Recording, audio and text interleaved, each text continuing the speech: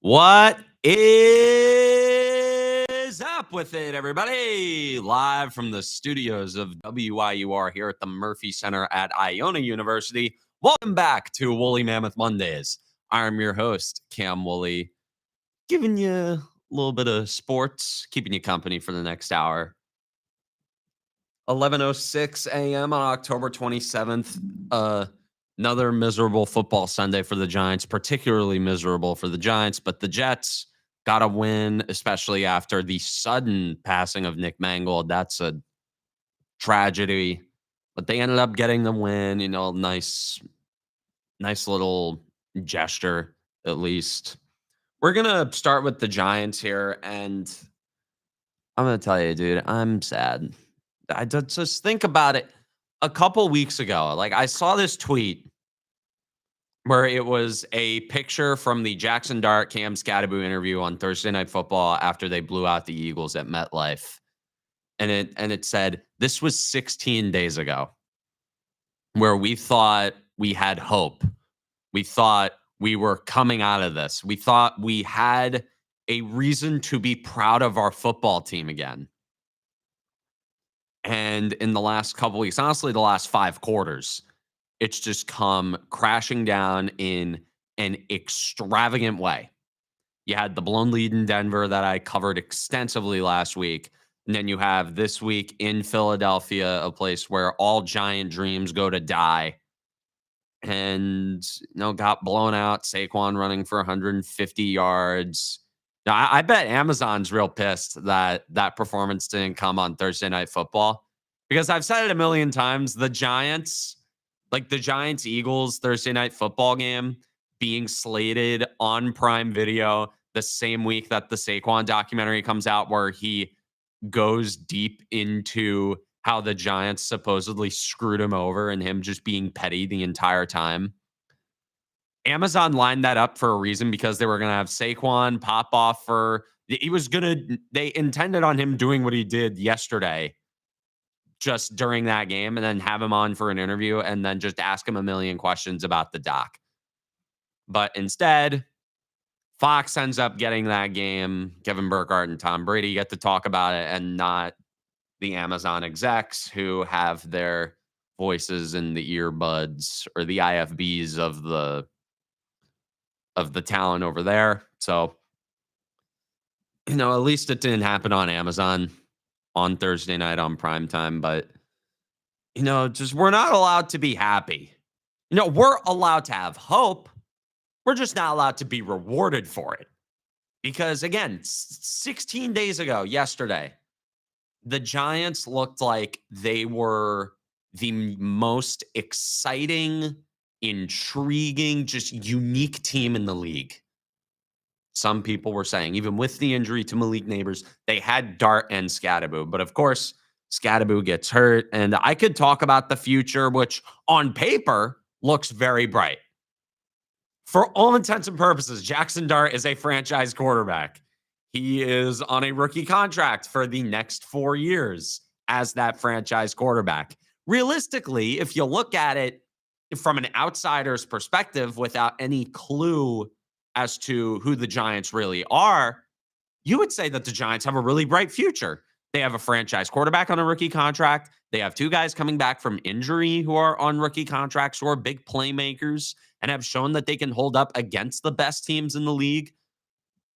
But, Scadaboo's hurt. His ankle got twisted in half. And by the way, dude, Zach Bond, of course, he does that just slimy hip drop tackle a couple weeks after he gets embarrassed by the guy on national TV. And of course, that doesn't get called. And boy, I'm going to get into the officiating of this game later. I normally don't complain about officiating, but in cases like this, it's something I have to bring up because it was egregious. But Scadaboo gets hurt, and Zach Bond, he doesn't even show the slightest bit of remorse. He gets up and he just walks away, knowing that he just ended a guy's season and might have derailed a significant portion of his career, because we've seen guys come back from ankle injuries and leg injuries who aren't the same. Sure, Scadaboo, he might be serviceable, but he's not going to be that guy. I don't think he's going to be that guy, because the same thing happened to Odell Beckham. And I don't think I remember I thought he was going to come back and be the same, but he wasn't. He got screwed over by that one injury. And Scadaboo, I can't help but believe that that is what's going to happen. And of course, Malik Neighbors is hurt, torn ACL a couple weeks ago. We knew this, or not a couple weeks ago, like coming up on a month since that. Jeez. But who knows what he's going to look like. And Dart, it's only a matter of time at this point. Let's be honest. Let's be honest with ourselves for a second here. You think Jackson Dart's making it through the rest of the year? Do we really think that? Do we really think that God doesn't hate us enough to take Jackson Dart away from us? Do we really think that? And if it's not an injury, he's probably going to get arrested or something, because that is just how God treats this team. It's not far-fetched to say it. It's supernatural what happens to this team on a yearly basis. So spare me with the when they get healthy routine, because we've gone through this with literally every single significant skill player that the Giants have drafted since 2010. We went through it with Victor Cruz, although Cruz wasn't drafted. He was a UDFA. And yes, they won a Super Bowl with him, but he got hurt, wasn't the same. They drafted Odell Beckham, breaks records in his first 3 years. He's on track to become a top 5 receiver of all time, a shoo-in for the Hall of Fame. On track to break every single Giant receiving record in his career. And then he gets hurt, comes back, not quite the same. I know there were other problems with Beckham when he was here, but they were quite frankly overblown by journalists who wanted clicks. But Sterling Shepard, he looked like the solid number 2 receiver with Beckham. They both get hurt at the same time. Shepard can't spend an entire season healthy. Darius Slayton, he can't hang on first of all, he can't even hang on to the ball, and they keep him around. That guy's just a losing player. I hate Darius Slayton. It's not that I hate him as a person. I hate what he represents and the mentality that he brings to this team. He's a losing player, and they decided to keep him around at a pretty hefty price tag, might I add. But whatever, he's probably going to be a cut candidate after this year or next year. I don't know, whenever they can finagle the cap room to cut him and eat the money, or not have to eat as much money. But Slayton, that's another guy who's dealt with injuries and hasn't been able to find his footing after promising starts. Saquon Barkley came in, had 2,000 yards from scrimmage his rookie year. He can't stay on the field, but then goes to the Eagles. All of a sudden, he's fine. And it leads me to ask, what the hell is this training staff doing? Who's in charge of this? Because I know what the Giants do. I know how they operate. They keep the same people there for 30 years. It would not shock me if the Giants athletic trainer was some guy who's just been in the family for 30 years and has overseen these guys get injured time and time and time again, have gone through the same things, and have seen, and the owner, who I know he's going through a lot right now. I know he has cancer and everything, and I hope he gets well. But the owner decides to keep these guys around, and he's willingly, at this point, diminishing the return that he gets on his investment on these players. Even though if it's not so significant financially in the case of the draft picks, but draft capital, that's still capital.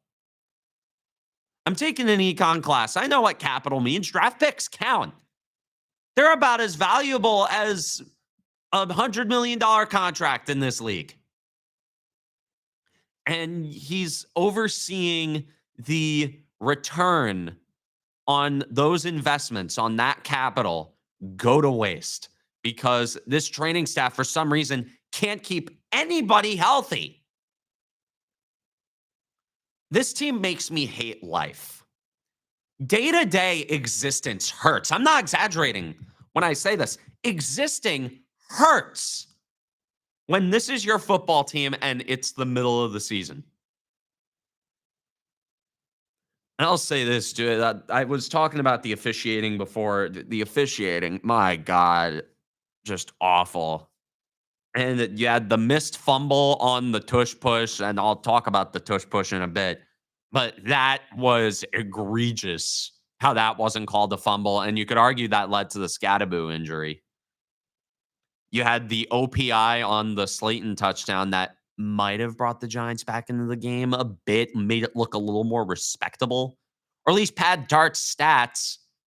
Give him a hey, deep touchdown pass. That's something we can hang our hat on. But nope, that was a OPI where they were just hand fighting. Where Slayton was actually grabbed on that play. If anything, that should have been DPI.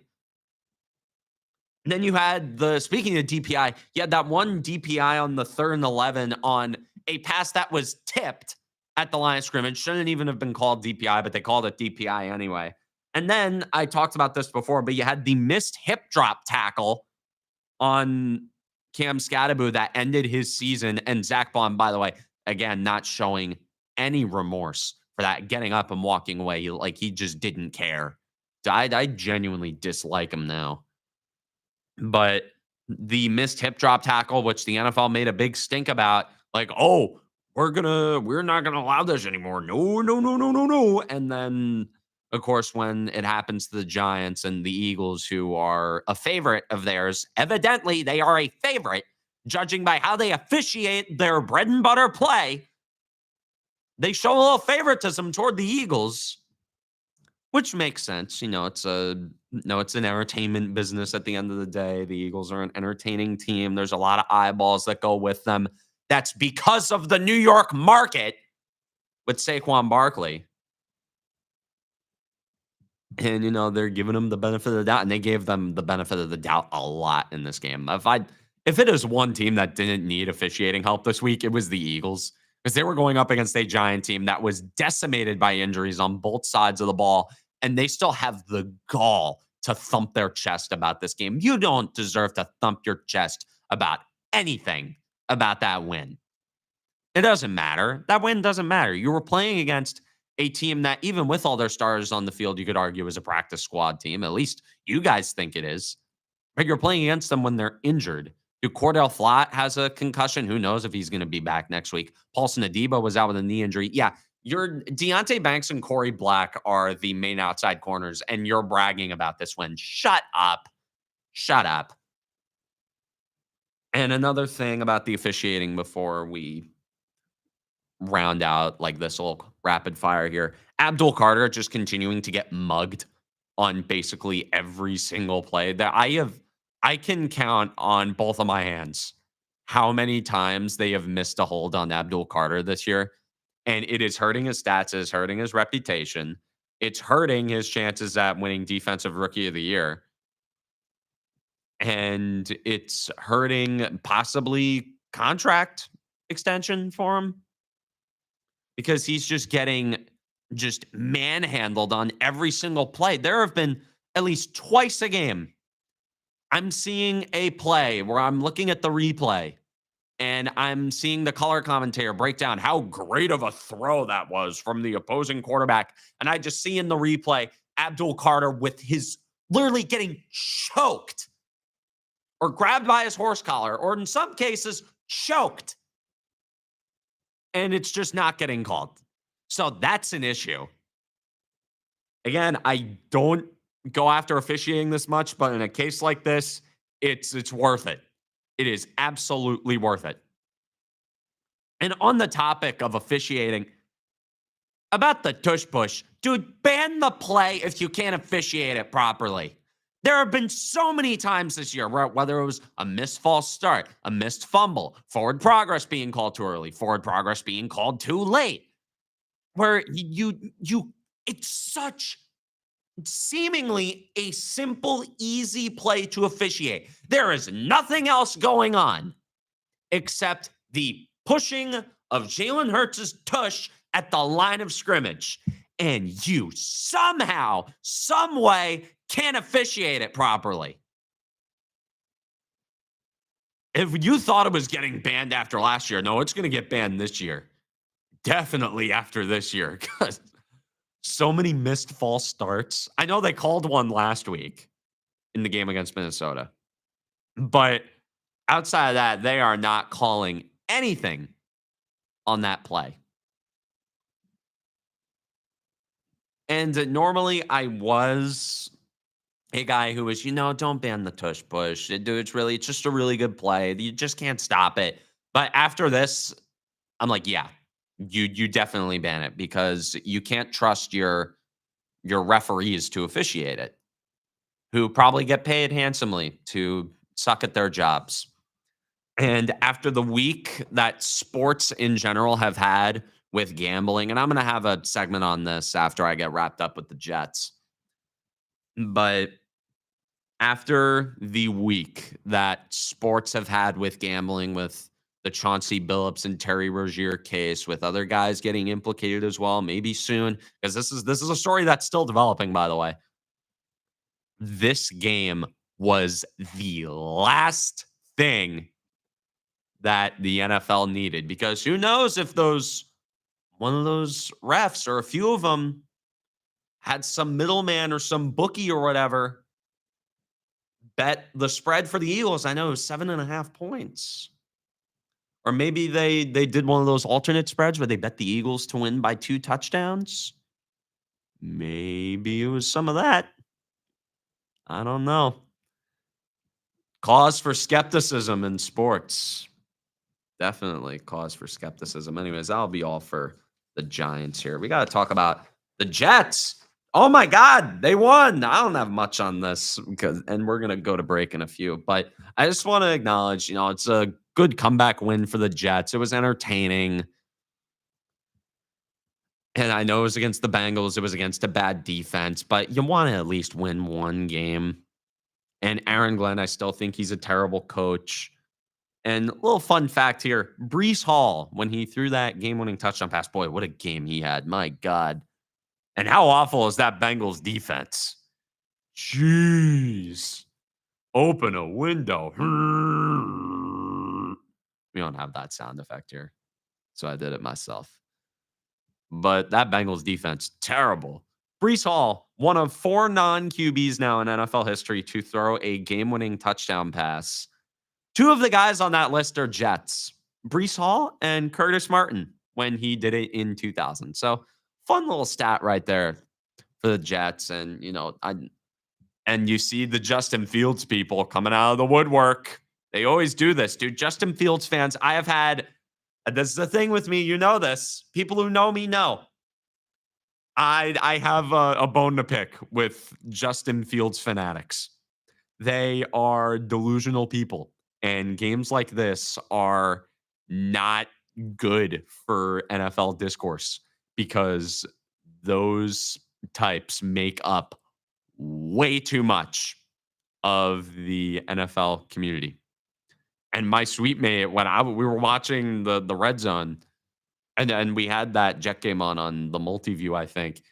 My friend, he watched Justin Fields throw a touchdown pass. I think he got called back. He was like, wow, that was a rope. And I'm like, no, no, no, no. Don't you start. Don't you start with Justin Fields. And that is what I'm saying to the collective NFL community right now. Don't start again with Justin Fields. I can't keep doing this. I can't. I'm tired of being right about this guy. I'm tired of it. By the way, this is the first win of his career where the team has scored 21 or more points, or where the opposing team has scored 21 or more points. So good job, Justin, in your 5-year career where everybody swore you were a franchise quarterback. You won a game that franchise quarterbacks win. Good job. Good job, Justin. Great job. I'm just going to be honest here. I don't think this changes much. If anything, this might be worse for the Jets because I said this last week or a couple weeks ago. They're going to win themselves out of the number 1 pick. They're not going to have their pick of quarterbacks, whether that be Fernando Mendoza or who's that other guy? I think Dante Moore is his name. I need to brush up on the quarterback prospects. It's weird. My team has a quarterback. I'm not doing research on the quarterback prospects this year. So I'm going to be a little rusty this time. Draft season, I'll get a little better. But I don't think this changes much with the Jets, to be honest. I think you have the I think you still have a coach who should be fired after this year. I think you have an owner who every time he steps in front of a microphone, it makes things worse. And not to mention he still has control of the team. And I think it's just a disaster. It's the Jets. It's the Jets. I'm not going to get. A lot of people might start cherry picking positives, like, "Ooh, what about this? Like, reasons to get excited about the Jets. Spare me the exciting talk about the Jets because you're not. I'm not going to listen to it. I'm not. And every Jet fan knows I'm right. They know I'm right.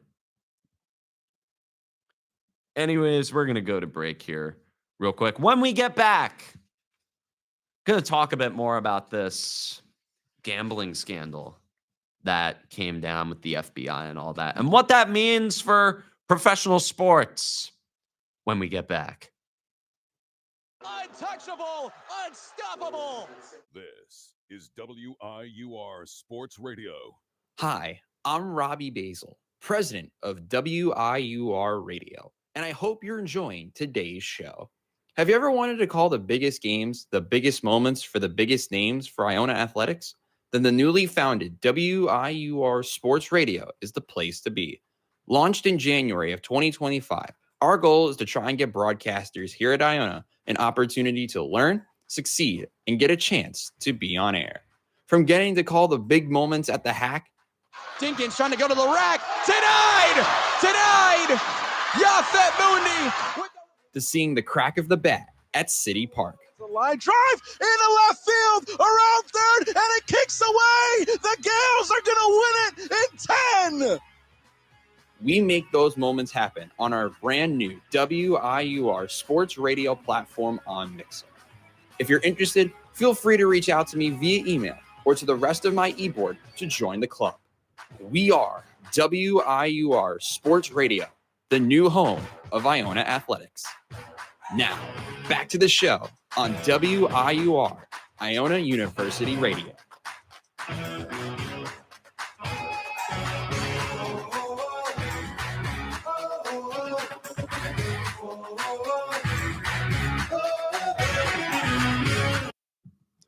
All right, we're back. And I touched on this earlier, but I want to go more in depth on this because I think it's a conversation that needs to be had. Recently, Chauncey Billups and Terry Rozier got arrested. Actually, or I don't know if they were arrested, but they were charged in a gambling syndicate with organized crime, but to be honest, organized crime in 2025, I didn't think the mafia was still a thing. Obviously, it was a thing, but I didn't think the mafia still existed. Like, I didn't think they were moving like that. I thought legalized sports betting killed their entire business model. But recently, the mafia, they're still kicking, and they ended up getting a couple of prominent figures in the NBA in trouble. I'm not going to say prominent like in the scheme of the NBA where it's like LeBron getting in trouble or one of the big coaches getting in trouble, but a head coach and a player getting in trouble like this is still a significant deal for sports, and especially with how infused it has become with gambling and how much that industry has just exploded in the last couple of years, and with bad officiating that we see all the time. I know bad officiating is a constant in sports, but now a lot of people, they're going to become skeptical of it because of things like this.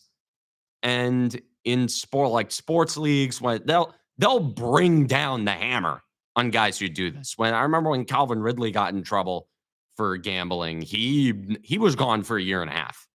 He was not allowed to touch a football field for 2 years of his prime. And he hasn't quite found his rhythm since. And I just want to say to all the sports leagues here, You created this. I'm going to be straight up. You cut these deals with these sports books, you partner with them directly, and this is the price that you pay. When you make the kind of money that you make off these deals, there are going to be people who want a piece, people who work for you, people who put their bodies and in some cases lives on the line with these sports or with the sports, whatever. But when there's money that can be made in a significant part of this business, you're gonna take the opportunity. And that is what Chauncey Billups and Terry Rozier did. And there are more organizations that have been implicated. I know the FBI director, he said something about that, and say what you will about that guy, but that he's the head of the FBI. Like, at the end of the day, you're going to trust him on stuff like this. And the just, I don't really know how to find the words for this. But if the competitive integrity of sports is compromised, your entire business model just completely falls like head over heels on itself. Because the whole idea of pro sports is that it's entertainment, but you do not know who is going to win. It taps into the most primitive tribal instincts that we have as humans. And if that part of professional sports that has caused it to balloon into one of the largest, if not the largest entertainment institution in this country, if that is compromised, then that industry just dies. I think a lot of people are not going to be interested. I know for a fact I won't be interested. This is somebody who's built their whole career around this. I'll be honest, if this is the case, I'm going to look for different ways to do my work. I'm going to make content in different fields. I'm going to shift to gaming or entertainment. Now, things where I at least know they're scripted and there are thumbs on the scales. But if that's the case in professional sports, I think you're going to see people by the millions at least leave if this becomes a more widespread problem. And all of these leagues, all of them, this goes for the United States, this goes for Europe with soccer, and I'm sure it goes for South Asia and the Middle East with cricket. Every single one of these leagues had their hands out for these sports books and have essentially become partners with the casino industry. Because that's what it is, if you think about it. And I say this as somebody who makes content, who works for a sports betting network. This is what sports is, and they have towed this line very carefully. And you have to be very careful. And cases like Chauncey Billups and Terry Rozier and what's happening in the NBA right now, that is a case of slipping on that tightrope and falling deep into a bottomless pit. Because again, if the fundamental part of what makes your league a legitimate league is compromised, then you're lost. You're going to lose your entire audience. Maybe not your entire audience, but you're going to lose a giant part of it, and the owners and the players and honestly the sports books are going to lose a ton of money if that is the way this is going to go. And to be honest, that is the direction that it seems to be going in. They have made a deal with the devil. And I know it's like, if you're getting into theological things, gambling, it's a sin. It's a sinful thing. You could argue it. Hey, fans around here, Jet fans, they know a lot about making deals with the devil. And this could be a case of that. You've made a deal with the devil in the form of sports books, cutting. And to be honest, dude, things like what the FBI took down last week, they were bound to happen.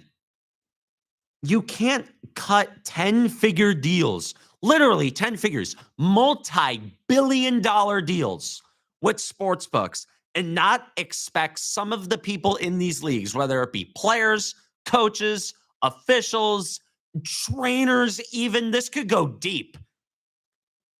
They were bound to have their hands out as well because they want a slice. When you have unions like this, all they care about is getting a slice of the pie that the suits are getting. And the suits, the owners, they're getting a cut. They're getting all nice and fat. They're buying a couple of yachts off these deals. And you can't be surprised when stuff like this happens. You can't. And this is another problem. And I know Craig Carton brought this up on his show on part of the network that I work for. The NFL owns part of ESPN, which has its own sport book. It has ESPN Bet, which the major sports media outlet having a sports book in general. That's another problem entirely, where you can tell your on-air talent who people trust to be legitimate, because ESPN has marketed themselves, at least until Stephen A. Smith came around, or they still market themselves as the most concrete, objective, respected, legitimate sports news media outlet out there. And you have that same on-air talent that your viewers trust with their knowledge and information, sending out parlays that who knows who's making calls there. And I don't know if there's been a study done on this. I'm sure somebody's done something that I haven't found out about. But you have every single one of these shows saying, hey, here's my official three-legger of the week. This guy, anytime touchdown. This guy, 20 or more points. This, that, the third. And you have people who are going to put money on that. In some cases, personally, I'm not a gambling addict. Thank God I'm not. But there are people who put their paychecks on these. And ESPN having a hand in that's shady. That is very shady to me. And now the NFL, a sports league, as part of their Red Zone deal, has an ownership stake in ESPN, which in turn, they also own a stake in ESPN Bet. The NFL literally owns part of a sports book now. You think there's not a vested interest in them collecting on lost bets? You think that they're not going to spot, oh, this guy put $1 million on this here. Hey, we might make a call to this official in this game, or make a call to this coach and then say, hey, whenever this guy makes a big play, call a hold, call illegal formation, illegal man downfield, whatever big play, whatever trumped up charge you can come up with. And that is why games like the Giants-Eagles game on Sunday are disturbing, because the curtain's been kind of pulled back on this.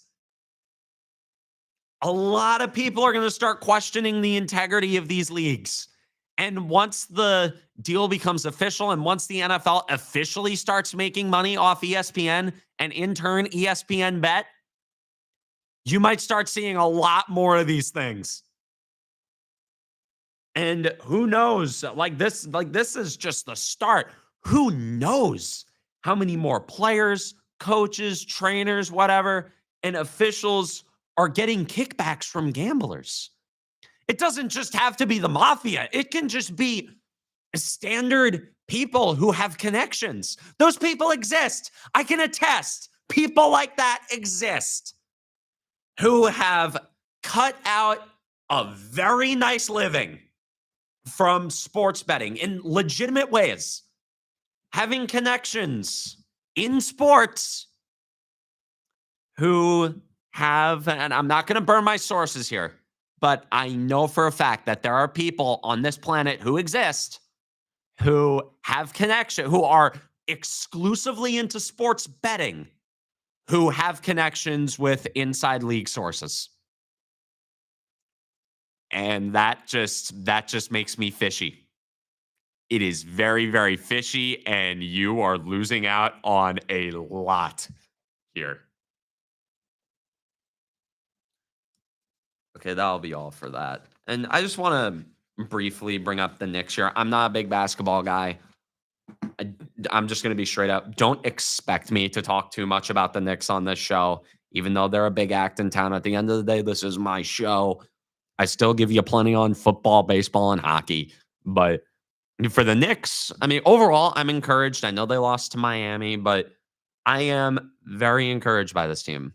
Mike Brown is bringing a different style to this team. He's using the bench more, which I like. Deuce McBride is a talented player. He needs to be out there more often. And all I want to say about the Knicks before we go to break and throw this to hockey is their time is now. The East is the weakest it's going to be for the rest of your title window. You have to at least make it to the NBA Finals this year. If you don't, the season's a failure. There is no excuse for you to not make it to the NBA Finals. You have the stars. You have guys like Brunson, Cat, Anunoby, guys who have proven themselves in the big moments, guys who you know can perform in the big games, on the big stage, in the big tight moments. No Tatum, no Tyrese. You have no other credible threat in the Eastern Conference. I say again, there is no excuse for you guys not to win an NBA or not to at least win the Eastern Conference this year. And you could argue to maybe win the NBA Finals because at the end of the day, this is a title window. We know where the bar is. The bar is set at bare minimum at Eastern Conference champions. And expectations, I feel like I've said coming into this year that people were still in the honeymoon phase about the Knicks. And I'm just going to be straight up. I think this is the year you start to see that honeymoon phase sort of dwindle away because once the honeymoon phase is over, you get one of the worst states of mind that you can be in as a fan. And that's expectations. Very high, lofty standards and expectations for what you consider to be a successful season. I have been through it with the Yankees. I know technically they make it to the playoffs every year. They're good for at least a good moment in those playoffs, at least one good moment. Even this year, you beat Boston and you had Cam Schlittler with the 12 strikeouts, but overall, it doesn't matter because the standard is set. The standard for success is set at championship or bust. And I think that is where things are going with the New York Knickerbockers. Why the hell did I call them the Knickerbockers? Okay, I need to stop talking about this team. All right, when we get back, we're gonna talk some puck. I'm gonna do a live reaction to the Rangers Flames game from last night because I didn't have a chance to watch it over, but I have a hunch I'm gonna have quite some thoughts about that. Anyways, hockey when we get back.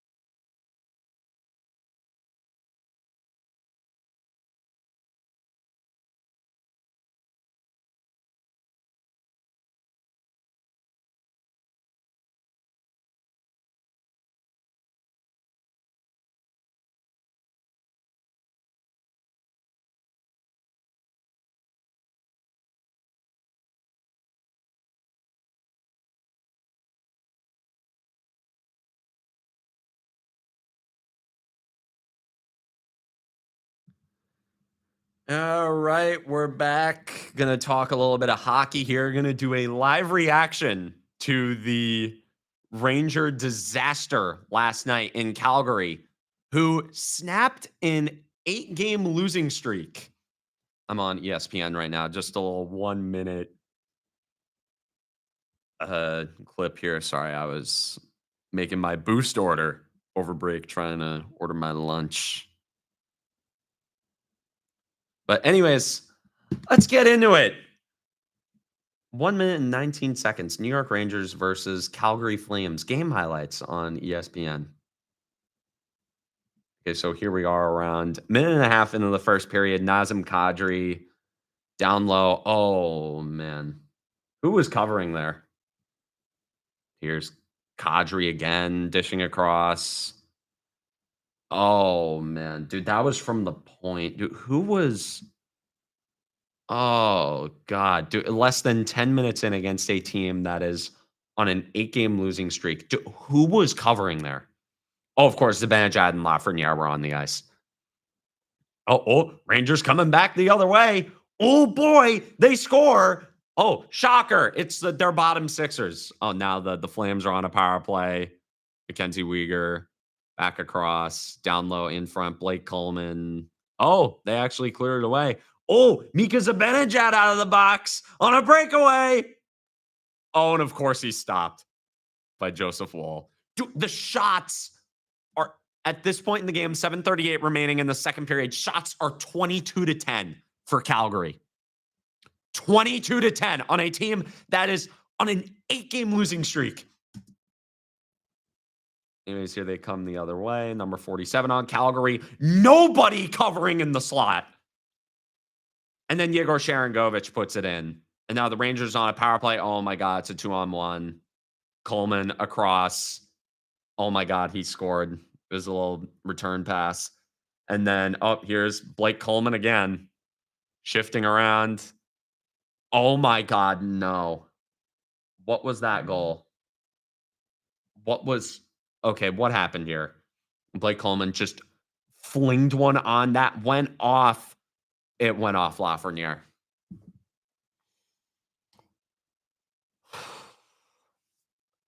And this highlight package doesn't even include the 2-on-0 that they gave up shorthanded.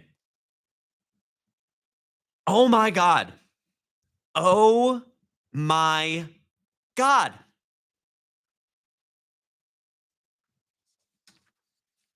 Losers. These guys are losers. Top to bottom, it's sad. You know who's leading the team in goals right now? Taylor Radish. Taylor effing Radish is leading the team in goals. This is a team that has Artemi Panarin, Mika Zibanejad, Alexi Lafreniere, JT Miller, guys like that on it. And Taylor Radish, after the first full month of the season, has more goals than them, and most of the goals came from one game against the Sharks, who, by the way, you also lost to. The top guys on this team, do they care? Do they have any heart? Ask any Ranger fan, they'll tell you the answer is no. Panarin, Miller, Zibanejad, Lafreniere, the core four, if you can even call them that, the core four, these guys, they don't care. Will Cooley, 2 points in 10 games. Great job. Vincent Trocheck, yeah, he's hurt right now, but does Trocheck care? Can we really look at somebody with a straight face and say that one of Trocheck, Panarin, Miller, or Zibanejad care? The only guy on this team who's expected to perform who cares is Adam Fox. And the bottom six, and I gave them a ton of you know what for the bottom six and the lack of depth that they have. But if you think about it, they're playing with more heart. Noah Laba scored a goal last night. He's one behind Artemi Panarin, and your captain, and 2 goals behind Mika Zibanejad. So yeah, but Noah Laba, Matt Rempe, Will Cooley, and I know Will Cooley, I think he's just a slow starter. I think he's going to be good. But Connor Sheary, Taylor Radish, guys like that, they show more heart. And Rempe, even if it's literally the only thing he can do, he fights. At least he's willing to put his body on the line for this team while making league minimum. Meanwhile, Mika Zibanejad and Artemi Panarin and JT Miller are getting paid handsomely to put in the disgusting effort that they are putting in every night. For all I care, dude, make Rempe captain. He cares. He's homegrown. The fans will like it. You want to send the message to the top guys? Say, hey, I know we pay you all this money and we know you've performed, but you know what? You guys have failed to such a disastrous degree that we're going to give the captaincy to the guy who literally just sticks his elbow up, does not know how to play hockey, but he shows enough heart and his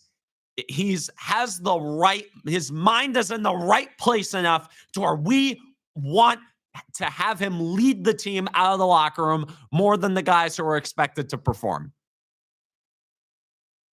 But nope. JT Miller, the whole culture changer, JT Miller. Yeah, leaving a puck in the corner in overtime that led to you guys losing. Yeah, real great job there for JT Miller. Sending a real message. Oh, no nonsense. Yeah, as if the guy wasn't a curmudgeon in Vancouver last year. Let's see how they're doing. Let's look at the standings real quick. Does Vancouver suck? No, they don't suck. They're 5-5. They're going to be in the wild card race this year. Meanwhile, the Rangers dead last in the Metro. So, hey, maybe Elias Pettersson was on the right end of that beef. Who knows? But dude, you're going to kill Igor Shesterkin. You're going to kill him. You're going to kill him because he's doing a great job. He has a .916 save percentage, 2.25 goals against average. He is doing a really good job, and he's 2-4-2. He has lost 6 games, and he has only won 2. That kind of effort from your goaltender, and despite that, being last in the Metropolitan Division is sad. I'm saying this as a rival fan who likes watching it, but as a mouthpiece for New York sports fans, I am livid. Because 16 months ago, this team was in the Eastern Conference Final. They were up 2-1 on the Florida Panthers. They looked like they were star-crossed winners. And then they fell apart, lost 3 straight games, haven't been the same. Like, honestly, December of last year, it's just been a slow, painful, just agonizing decline for this team. And dude, dark days might be coming. They might be coming real soon. We might already be there. Your only hope is throwing money at free agents. Shocker. The only hope that the Rangers have to be competitive is throwing money at free agents who want to come there, who still think, ooh, big buildings and nightclubs. Ooh, that's cool. Yeah, and then they come here, which for some reason, every player on earth just loves coming to the Rangers. And when McDavid is a free agent in a couple years, the Rangers are probably going to make a strong bid for him. And, if McDavid cares about winning, he probably shouldn't come here. You can't draft or develop anyone. I was looking at the stats. Brennan Othmann, former first-round pick, has only played 1 game, and he's a -1. Gabriel Perreault, where's he? I literally do not see him on this stat sheet right now. He is a ghost. And who's the guy I just brought up? God, I hate blanking on this. I literally just blanked on the guy's name. Gabriel Perreault. Yeah, Gabriel Perreault. Yeah, guy who's supposed to be this Tide prospect who's going to be a top 6 winger who's going to solidify the forward depth for you guys. Yeah, where's he? He's in Hartford right now. Because apparently he wasn't deemed worthy enough by the almighty Ranger brass to be worthy of stepping into a lineup that is regularly rolling out guys like Matt Rempe and Johnny Brodzinski.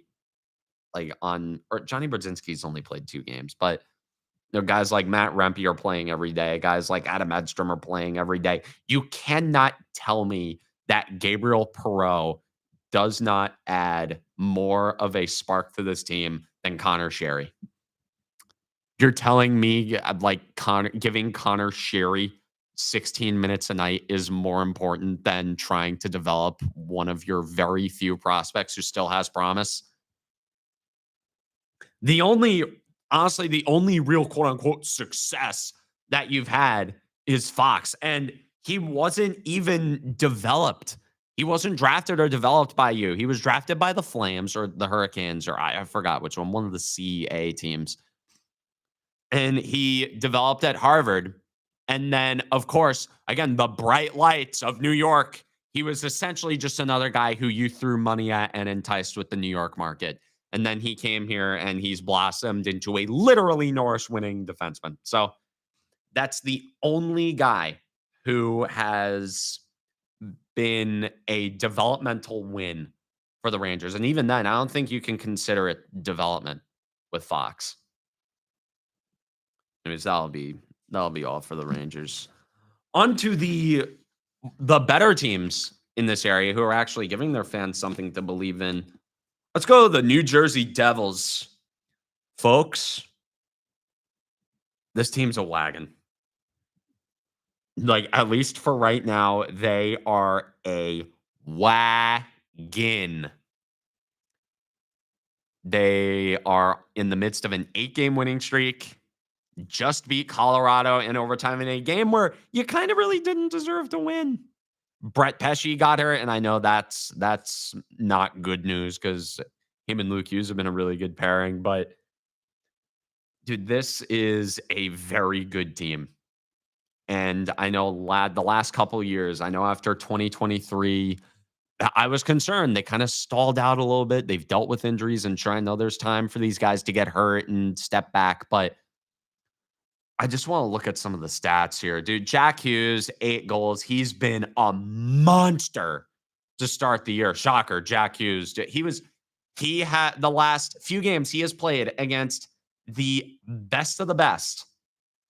Let's look at the talent he's gone up against in this 8-game winning streak. Tampa Bay, he's gone up against Nikita Kucherov. Although Jack Hughes, no, the real hot stretch for Jack Hughes started against the Florida Panthers. Shared the ice with Sam Reinhart. He was the best player. Shared the ice with Connor McDavid and Leon Draisaitl. He was the best player. Shared the ice on the road in Toronto against Austin Matthews, William Nylander, and the Maple Leafs. Jack Hughes scored a hat trick. He was the best player. Against the Minnesota Wild at home, Kirill Kaprizov. He was the best player. San Jose Sharks, Macklin Celebrini, who's been a revelation for him. Jack Hughes was the best player. And then against the Colorado Avalanche, Nathan McKinnon on the other side, Jack Hughes was the best player. This was a guy who ESPN had ranked as the 37th best player in the league coming into this season. So, you know what? Jack Hughes, he was underrated for 2 seconds, and then he decided to go ultra instinct and just lose it on the best players in the league.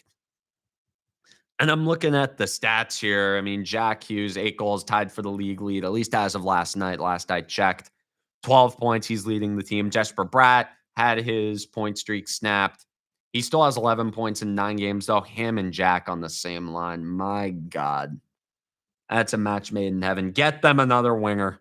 If you get them another real scoring winger, because Andre Palat is playing on that line. Despite that, he only has 1 point in 9 games. And he's a -1. God, that guy sucks.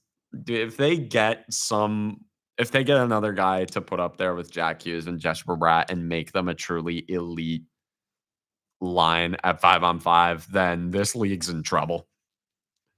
Then, of course, you have Nico Hischier, point a game. But the guys who are really sticking out to me is the depth on this team and how they have contributed and have rounded this team out and have really made them just a wagon. You got Connor Brown. He was a signing. He has 5 goals, 6 points in 9 games. He's shooting 33% right now. I doubt that's going to last. But Connor Brown, he does a lot of other things right. I love what he's brought to the team. I hope he can keep it up. And I talk about shooting regression as if a major problem that I've had with the Devils in this window was their lack of finish and real like luck, where they haven't really made their own luck. They haven't been efficient on the chances that they've had. They're being efficient on the chances that they've had. And they've literally beaten everybody they've played outside of Carolina, which still an issue. But this year I like them more than I have in a while. But the depth, you got Connor Brown, Dawson Mercer, 8 points in 9 games. He's playing up. He's not even playing up with Nico Hischier anymore. And he's driving his own third line with Connor Brown on it. Also, Arseny Gritsuk, he's started to find his scoring touch. I know it's taking a little bit for his game to round out, but Gritsuk playing up on the top 6 with Hischier and Meyer, I think that'll be really good for him. He's offensively talented. He brings a lot to this team, just really raising the floor. And Shimon Nemec, who was the former second overall pick. A lot of people have regarded him as a bust. I've called for him to be traded at multiple points while he still has value, but 7 points in 9 games, 3 assists yesterday against Colorado, including a very good play against the McKinnon unit to set up the game winner for Jack Hughes in overtime. So Nemec, if that's what we get, if he breaks out, again, he's only 21. He's my age. If Nemec can break out, and I know defensemen, they take a little bit to solidify themselves in this league, but he had a good playoff run, and he's looked really good to start this year. And if we get that out of Nemec, I think this team could be very dangerous on the back end and on offense. And even with Pesci getting hurt, if Nemec can step up and be a good presence on the Luke Hughes pairing, I think that's great. Speaking of Luke Hughes, he's been pretty good. 14 penalty minutes, though. That's funny. You don't expect a pansy like Luke Hughes to be getting 14 penalty minutes. And some of the calls have been wishy-washy, but you know what? Good for him. Like, there's just so much depth. And I know Cody Glass, he's a little banged up, but he'll come back. Honestly, the only real problem, and Evgeny Dadonov is hurt right now. That's another guy who's going to come back and be a contributor. Stefan Nason. It's tantalizing. And all the guys I listed, the depth, not the Hugheses and the Bratts and the Hischiers and the Myers Timo Meyer, he's been great. 8 points in 9 games, finally living up to that contract. I know I say this every time I bring up Timo Meyer, but bear with me. Eventually I'll stop saying it. But Meyer being as good as he is, that's really been a major boost. And the guys like this who I have like geeked about, those guys are the keys to winning a championship. Because every team in the playoffs has stars. Once you get there, the teams you're playing in every single series, the stars get brighter. Or in the first round, that's when the stars are the brightest. But then once you get deeper, that's when the stars, they start to dim down a little bit. Although, man, in some cases they get brighter, but that's when the depth shows up. That's when you win in the middle 6, the bottom 6, your second power play unit, your second penalty kill. Those are the units that win you a championship. And that is how I feel about guys like Mercer, Brown, Nemec, Gritsuk, Dadonov, Nason, those guys. That is how I feel about them. Those are the keys. If those guys are going to keep playing well, that's the key to winning a championship. Anyways, I was going to talk about the Islanders, but I got to wrap up soon. That's a team that's really good. I'll talk more about them. They've got the depth on that team. You know, Emil Heineman, Matthew Schaefer might be a Norris candidate this year, but they might be a playoff team. I'm bullish on the Islanders. Tough loss against Philly. You got the point, I guess. And this year, it's not about this year for the Islanders, but that can change once you're in a playoff spot in February and you're hanging on to a playoff spot. You don't want to let go of it. Things can change in season, but the Islanders, I'm bullish on them. But anyways, thank you so much for tuning in. That'll be all from me today. Thank you so much for allowing me to keep you company for the next hour for whoever tuned in and stayed on. But anyways, that'll be all For me today, this has been Woolley Mammoth Mondays from WIUR. I am Cam Woolley saying take care and have a good one.